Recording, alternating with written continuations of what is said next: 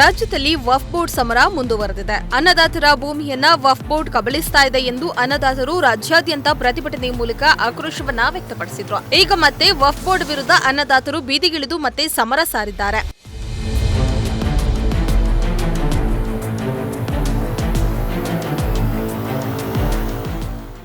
ತುಮಕೂರು ನಗರದ ಡಿಸಿ ಕಚೇರಿ ಮುಂಭಾಗದಲ್ಲಿ ನೂರಾರು ಮಂದಿ ರೈತ ಸಂಘದ ಮುಖಂಡರು ಸೇರಿ ವಕ್ಫ್ ಬೋರ್ಡ್ ವಿರುದ್ಧ ಪ್ರತಿಭಟನೆ ನಡೆಸಿ ಆಕ್ರೋಶವನ್ನ ವ್ಯಕ್ತಪಡಿಸಿದ್ರು. ಪಾವಗಡ ಭಾಗದ ರೈತರು ಇಂದು ಡಿಸಿ ಕಚೇರಿ ಮುಂದೆ ಪ್ರತಿಭಟನೆ ನಡೆಸಿ ಸರ್ಕಾರದ ನಡೆ ಖಂಡಿಸಿ ಆಕ್ರೋಶವನ್ನ ವ್ಯಕ್ತಪಡಿಸಿದ್ದಾರೆ.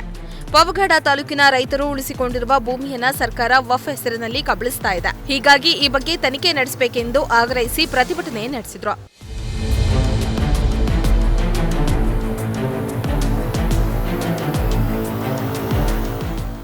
ಈ ವೇಳೆ ಮಾತನಾಡಿದ ರೈತ ಸಂಘದ ಜಿಲ್ಲಾಧ್ಯಕ್ಷ ಪೂಜಪ್ಪ ಮಾತನಾಡಿ, ಸರ್ಕಾರದ ನಿಲುವು ರೈತರಲ್ಲಿ ಆತಂಕ ಉಂಟು ಮಾಡ್ತಾ ಇದೆ. ರೈತರ ಸಾವಿರಾರು ಎಕರೆ ಭೂಮಿಯನ್ನ ಸರ್ಕಾರ ಕಬಳಿಸ್ತಾ ಇದ್ದು ನಮ್ಮ ಹೋರಾಟ ನಿಲ್ಲುವುದಿಲ್ಲ ಎಂದು ಎಚ್ಚರಿಕೆಯನ್ನ ಕೂಡ ನೀಡಿದ್ದಾರೆ.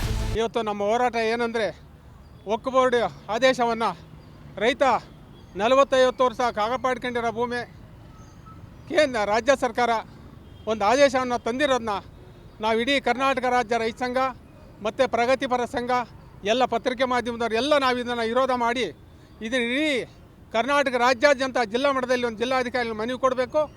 ಮತ್ತು ಇದನ್ನು ತಕ್ಷಣ ಕೇಂದ್ರ ಸರ್ಕಾರ ಆಗಿರ್ಬೋದು, ರಾಜ್ಯ ಸರ್ಕಾರ ಆಗಿರ್ಬೋದು, ಈ ವಕ್ಫ್ ಬೋರ್ಡ್ ಆದೇಶವನ್ನು ರದ್ದು ಮಾಡಬೇಕು. ಮತ್ತು ಇದು ಅಕ್ರಮ ಸಕ್ರಮ ಅರ್ಜಿ ಹಾಕಿ ಭಾಳಷ್ಟು ಜನಗಳು ಇವತ್ತು ಭೂಮಿ ರಕ್ಷಣೆ ಮಾಡಿದ್ದಾರೆ. ಅದನ್ನು ಇವತ್ತು 20-40 ವರ್ಷ ಇದ್ದರೂ ಕೂಡ ಇವತ್ತರಿಗೆ ಖಾತೆ ಬದಲಾವಣೆ ಮಾಡಿಲ್ಲ.